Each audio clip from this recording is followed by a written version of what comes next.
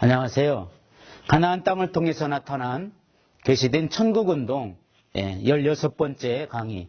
여러분 가지고 있는 교재 153페이지 두 번째 모세를 준비시키심에 대한 공부를 하도록 하겠습니다.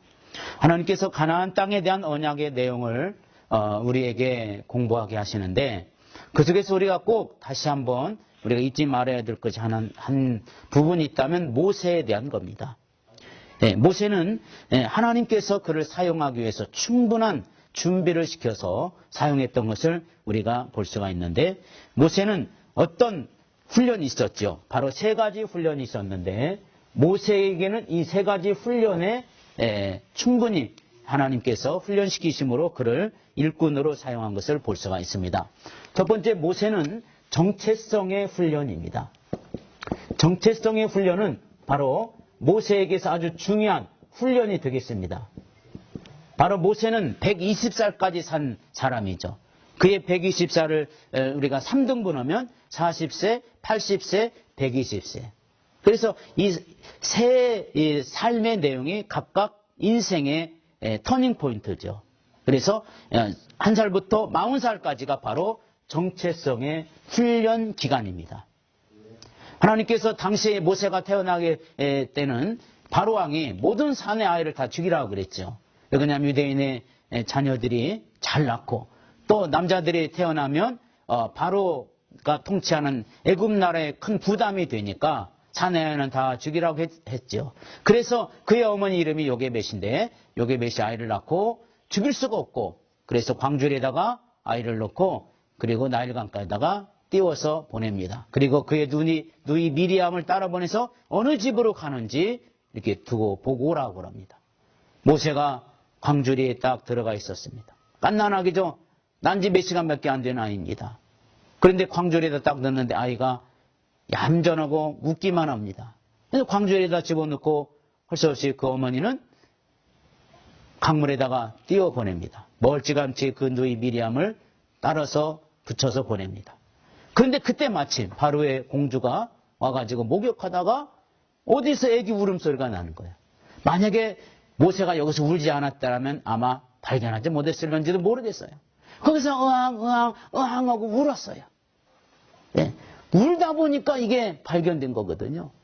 하나님 앞에 우리가 울면 돼요. 하여튼 하나님도 울면 하나님이 혹시라도 딴 일 하다가도 울었다면 아마 보지 않을까요? 저도 아이를 키워봤지만 잠자다가도 울면 다 깹니다. 부모된 엄마 아빠가. 길 가다가도 내 새끼 울음소리는 다 합니다.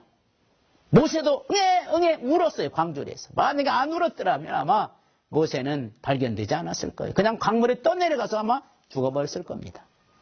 이 공주에 딱 잡혀서 공주에게 딱 해서 양아들을 삼고 마침 유모가 필요하다고 그래서 유모를 소개를 해주는데 바로 친어머니 요게벳을 소개해서 유모로 들어갑니다.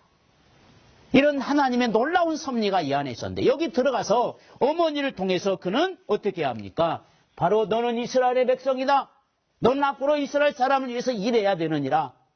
너는 이스라엘 사람이야 하면서 이스라엘의 백성이라고 하는 정체성을 교육받게 됩니다. 젖을 물리면서 너는 이스라엘 사람을 위해서 헌신해야 돼. 희생해야 돼. 어머니가 어릴 때부터 품 안에서 기를 때 계속해서 모세에게 그러한 교육을 하게 됩니다. 하나님은 모세의 신분을 애굽 공주의 양아들로 키우시는 이 역사가 일어나게 됩니다. 그 속에 정신, 그 속에 그의 분명한 믿음 세계는 바로 애굽인이 아닌 히브리인이라고 하는 그 정신을 그때 들어가게 됩니다. 하나님의 백성의 정체성을 갖도록 이때 훈련하게 되는 역사를 보게 됩니다. 그래서 출애굽기 2장 5절에서부터 10절에 있는 말씀을 보게 되면 이런 말씀이 있습니다.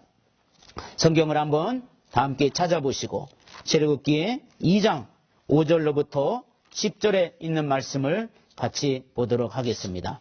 5절에 봅니다. 출애굽기 2장 5절 바로의 딸이 목욕하러 나일강으로 내려오고 시녀들은 나일강가를 거닐 때 그가 갈대 사이에 상자를 보고 시녀를 보내어 가져다가 열고 그 아기를 보니 아기가 우는지라. 여기 보면 분명하게 그 하나님께서 이 모세를 발견하게 이렇게 만들어 놓습니다. 8절에 바로의 딸이 그에게 이르되 가라 하매 그 소녀가 가서 그 아기의 어머니를 불러오니 바로의 딸이 그에게 이르되 이 아기를 데려다가 나를 위하여 젖을 먹이라. 내가 그 싹을 주리라. 여인이 아기를 데려다가 젖을 먹이더니 그 아기가 자라매 바로의 딸에게로 데려가니 그가 그의 아들이 되니라. 그가 그의 이름을 모세라 하여 이르되 이는 내가 그를 물에서 건져내었음이라 하였더라. 이 말씀을 보게 되면 비록 모세가 애굽의 공주의 아들의 신분을 가지고 있었지만 실제적으로 이 모세는 하나님의 진짜 백성, 즉 그 어머니로부터 양육되었음을 우리에게 알려주고 있습니다. 따라서 모세는 애굽의 왕자의 신분을 가지고 있었지만 그는 히브리인이라고 하는 동족이라는 것과 나아가서는 그들이 그 땅을 떠나서 가나안 땅으로 돌아가게 돼야 된다는 사실을 어머니로부터 들었고 배웠고 교육받고 자랍니다. 그런데 2장 11절 보면 모세가 미디안으로 피하게 되는 계기가 나옵니다. 바로 형제들끼리 싸우고 우리끼리 싸우면 안 된다 말립니다. 이스라엘 사람들끼리 서로 싸우는 거예요. 말립니다. 다음에 가보니까 또 어제 싸웠던 한 형제와 그리고 애굽 사람이 있는 거예요. 이때 모세는 이것을 참지 못하고 여기서 사람을 죽이고 이때 이제 애굽으로 이제 떠나게 되었던 자기의 모습을 다 지워버리고 이제는 미디안 광야로 피신해서 도망가게 됩니다. 그때 모세는 하나님 앞에서 어릴 때부터 받았던 이 유대인이라고 하는 그 정체성 때문에 살인까지 저지르는 이런 일이 벌어지게 됩니다. 그래서 어머니 밑에서 열심히 신학의 양육을 받았고 바로 이스라엘 백성이라고 하는 분명한 정체성이 40살까지 분명하게 들어 있었던 겁니다. 그 다음에 두 번째는 바로 리더십이라고 하는 훈련, 지도자 훈련을 받게 됩니다. 그가 살인하기 전에 모세가 만약 히브리인이라는 정체성을 가지고 있다 하더라도 노예 신분으로 정체성이 아무리 강하게 가지고 있다 할지라도 이것만 있었다면 그는 이 백성들을 이끌어갈 능력이 생겨나지 않았을 거예요. 노예가 와서 유대인들을 지도한다면 누가 말을 듣겠습니까? 그래서 하나님은 노예의 신분으로 정체성이 있으면 안 되잖아요. 그래서 하나님은 지도자 리더십 과정을 갖게 한 겁니다. 그래서 하나님은 알맹이는 히브리인, 껍데기는 애굽인, 즉 애굽의 왕자. 어떤 면일 때는 애굽의 왕자가 더 힘이 세겠지만 하나님 편에서 볼 때는 애굽의 왕자보다는 히브리인이라고 하는 이것이 더 하나님 보실 때 더 복된 것이었습니다. 이것이 세계 속에서 하나님의 계획을 이루어갈 수 있는 일꾼들이 가져야 될 훈련입니다. 리더십이 있어야 되거든요. 지도자라고 하는 것은 때로는 힘들고 어렵지만 그러나 지도자 훈련을 잘 받는 것은 바로 백성을 이끌고 갈 수 있는 놀라운 은혜와 지혜를 얻을 수 있는 사람으로 하나님이 만들어주신 겁니다. 그래서 정체성이 아무리 많이 있다 할지라도 신분이 너무 낮은 상태에서는 절대 백성을 리드할 수 없었기 때문에 하나님은 애굽 나라의 왕자, 심지어 나중에 애굽의 왕 뒤를 이어갈 사람이까지 이렇게 됩니다. 그런데 이 사람이 애굽의 왕이 되지 않고 결국은 왜 그러냐면 정체성이 분명히 있었기 때문에 이 사람은 애굽의 나라의 왕이 되는 것이 아니라 이스라엘의 백성들을 위해서 희생해야 될 그러한 정체성이 있는 사람이었습니다. 하나님은 이런 사람을 쓰시고 하나님이 이런 사람을 이렇게 준비해 놓으셨던 것을 알 수가 있습니다. 그래서 우리에게는 정체성이 있어야 되지만 특별히 사회를 변화시킬 수 있는 지혜도 얻어야 되고 지식도 얻어야 되고 공부도 해야 되고 또 하나님 앞에 기도하면서 이런 걸 철저하게 자신을 준비하는 지도자 훈련을 받는 게 참 중요합니다. 특별히 그리스도인들은 어딜 가든지 복음을 전해야 되고 그러려면 영향력 있게 산다면 더 복음을 전할 수 있는 사람이 될 수가 있을 겁니다. 그래서 우리 믿는 사람은 항상 하나님께서 우리에게 주신 이 은혜와 능력을 이뤄가기 위한 좋은 리더, 이게 필요합니다. 그렇지 않으면 우리가 때로는 정체성만 가지고 있어서는 안 되겠죠. 사도행전 7장 22절의 말씀을 보시면 하나님께서 이 모세의 역사를 이렇게 쓰고 있습니다. 사도행전 7장 22절.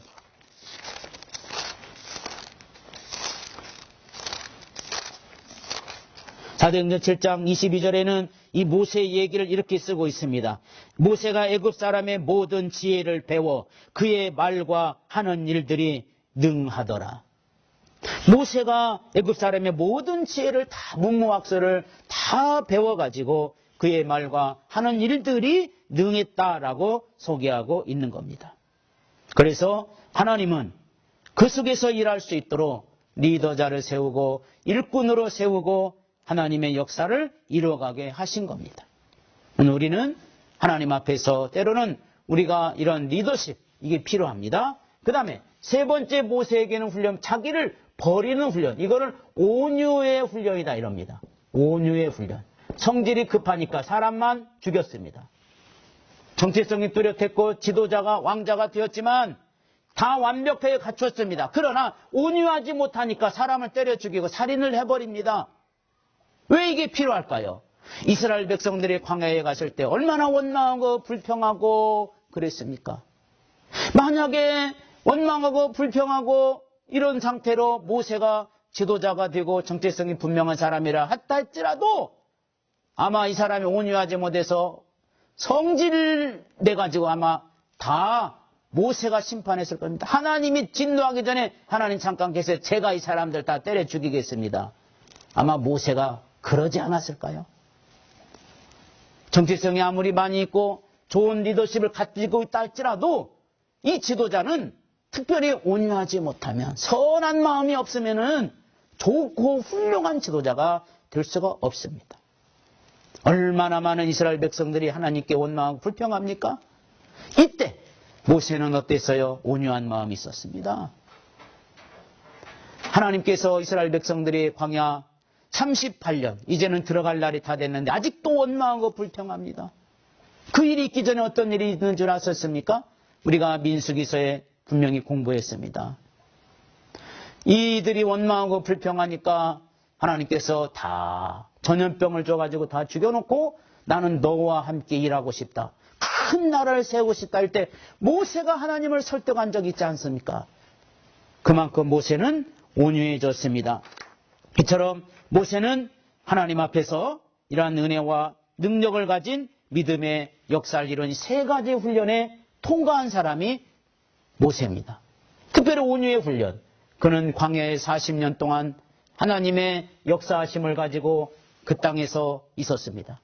힘도 없고 말도 못하고 그런 할아버지였으나 하나님이 때가 되니까 그를 사용하시고 쓰신 것은 그의 온유의 훈련이 됐어요. 만약에 젊을 때, 40살 때, 혈기왕성할 때 그때 젊은 지도자로서 사용했다면 아마 이스라엘 백성들은 다 죽었을 겁니다. 한 사람도 안 살았을 거예요. 말 안 듣는 사람 때려 죽이고 하나님을 안 믿는 사람 때려 죽이고 광야에서 자기 말 안 듣는다고 때려 죽이고 다 때려 죽여버렸다면 그땐 젊은 혈기가 있었기 때문에 왜 그러냐면 온유함이 없었다면 이게 우리 지도자들에게는 얼마나 중요한 일인지 모릅니다. 하나님 앞에 온유한 믿음 이게 필요합니다. 우리의 믿음의 사람은 때로는 일은 하나님이 하는 것이지 사람이 하는 것이 아닙니다. 어떤 사람들은 자기가 일하려다가 지치고 피곤하고 때로는 시험에 빠지고 넘어지기도 합니다. 근데 이거는 우리가 하나님 앞에서 가지고 있었던 영광스러운 자기 일이라고 생각하니까 그러는 거예요. 중요한 것은 뭡니까? 일은 하나님이 하신다. 내 일이 아니다. 이렇게 말해야 됩니다. 교회의 형편이 어떻든지 또 우리의 형편이 어떻든지 하나님은 우리를 통해서 반드시 할 일이 있기 때문에 우리는 하나님의 계획을 이루기 위한 복음 증거가 우선 우리가 해야 될 일입니다. 지내는 거 보면 하나님이 일을 다 하신다는 것을 나중에 알게 될 겁니다. 드디어 모세는 준비되어졌습니다. 하나님이 사용하실 수 있는 그릇으로 만들어져 있었습니다. 그래서 그는 하나님이 떨기나무 불꽃 가운데서 그를 부르게 된 겁니다. 그 다음에 여러분 가지고 있는 교재 156페이지 세 번째, 모든 능력으로 함께 하셨다는 겁니다. 하나님께서 그의 백성들 또 하나님이 하신 일들 중에는 모든 능력을 줍니다. 왜 하나님이 기적과 능력을 일으켜 주셨을까요? 그것은 기적과 능력이 단순한 기도의 응답 또 어떤 개인의 불쌍히 여겨서 이게 아니라 성경은 하나님의 기적과 능력이 단순히 이루어지는 것이 아니라 바로 하나님의 말씀 곧 하나님이 발표하신 그의 계획을 이루기 위해서 일으켜 주시는 것임을 알 수 있습니다. 하나님의 역사가 진행될 때 반드시 능력이 함께하는데 무턱대고 능력이 함께하는 게 아니라 하나님의 계획이 이루어지기 위해서 능력이 필요하다면 하나님은 지금도 변함없이 능력을 부어주실 줄로 믿습니다. 그러므로 하나님의 기적을 바라신다면 하나님의 계획을 내 가슴속에 야곱처럼 품고 있어야 됩니다. 어린 야곱은 그 하나님의 계획을 가슴에 품었더니 기적이 일어나지 않았습니까? 오늘 우리에게도 이게 필요합니다. 가나안 땅에서 그들을 하여금 애굽으로 내려가게 하시라고 부르셨던 그 기근, 이 속에서 하나님이 역사하셔. 바로의 핍박 아래에서도 오히려 더욱 번성하셨던 이스라엘 백성들에게 주어졌던 그런 능력이라든지 10가지 애굽 속에서 있었던 재앙의 이적들이라든지 이것들이 왜 일어났어요? 바로 이거는 모세의 믿음 때문도 아니고 이스라엘 백성들이 불쌍해서도 아니라 하나님의 계획, 그분의 뜻을 이루기 위해서입니다. 다른 말로 하면 하나님 나라 운동의 역사를 이루기 위해서 그렇게 말씀해 주신 것이다 이 말입니다. 하나님께서 아브라함과 맺은 언약을 이루기 위해서 이 모든 능력을 동원하신 것을 볼 수가 있습니다. 여러분이 가지고 있는 교재 157페이지에 가나안 땅은 어떤 땅인가? 5번째 내용입니다. 하나님께서 그들에게 주기로 약속하신 마침내 그들을 얻게 하신 가나안 땅으로 어떤 곳이 되었는가를 우리에게 말해주고 있는데 가나안 땅은 천국의 모형으로 이제 우리에게 주신 것이라는 것을 알 수가 있습니다. 신명기 8장 7절에 보면 분명하게 우리의 신명기 8장 7절로부터 10절에 있는 말씀을 보게 되면 현실적으로는 그곳이 가나안 땅이지만 결국은 모형이거든요. 현실의 모형이고 결국은 그의 실물은 하나님의 나라인데 오늘 신명기 8장 7절에서부터 보면 바로 이 가나안 땅은 어떤 땅이라는 것을 알려주면서 이 땅에 대한 얘기로만 우리가 보지 말고 읽으면서 이 땅의 실물을 생각해 보시면 되겠습니다. 신명기 8장 7절에 내 하나님 여호와께서 너를 아름다운 땅에 이르게 하시나니 그것은 골짜기든지 산지든지 시내와 분천과 샘이 흐르고 이 가나안 땅 어떤 땅이에요? 아름다운 땅인데 산지와 시내와 분천과 샘, 물이 흐르는 곳이에요. 요한계시록 22장에 보면 하나님의 나라에 딱 사도 요한이 들어가 보니까 제일 먼저 보인 것이 생명수강. 유리강가처럼 생명수강이 흐르는 것처럼 바로 가나안 땅에 이런 분천이 흘렀습니다. 물이 흘렀다는 겁니다. 이거 참 중요한 거예요. 왜냐하면 중동 지역에서는요, 물이 흐른다는 것은 이거는 정말 기름진 땅을 의미합니다. 중동의 사막 국가고 사막의 광야 땅인데 이런데 물이 흐른다고 하는 것은 이거는 정말 최고의 땅입니다. 그래서 옛날에 전쟁할 때는 이 물 있는 곳을 빼앗기 위한 전쟁도 수없이 많이 합니다. 광야 40년 동안 그들은 광야에서 메마른 옥토만 땅만 보았다가 토지만 보았다가 가나안 땅에 들어가니까 물도 있고 강도 있고 바로 그런 땅이라는 것입니다. 바로 영원한 생명수가 있다는 거예요.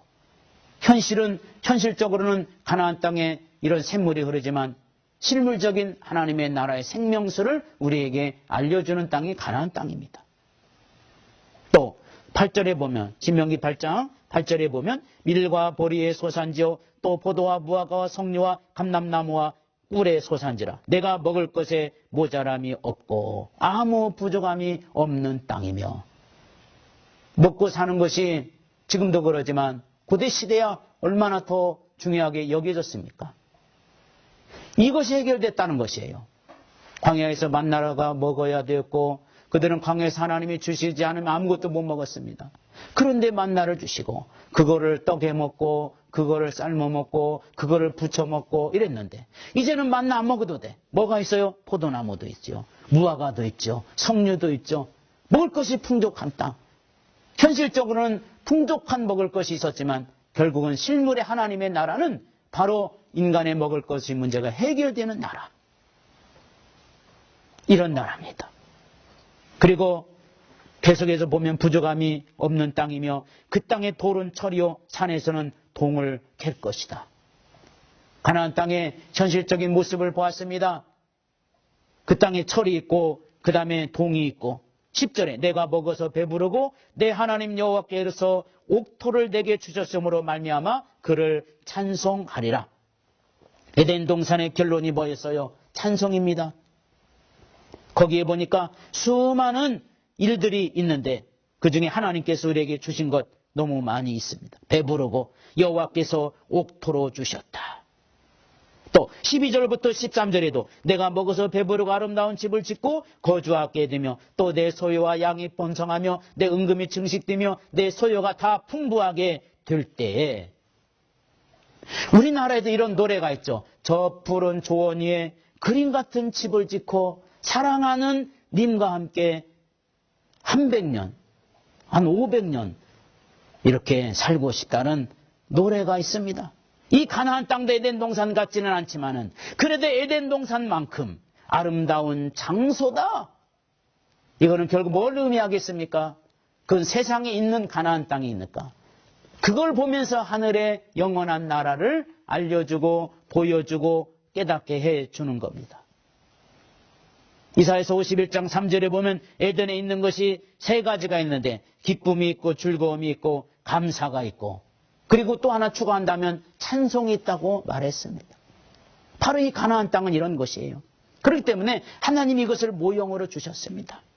그래서 이 땅을 하나님의 백성들에게 주기 위해서 여러 가지 과정을 겪게 하시는 겁니다.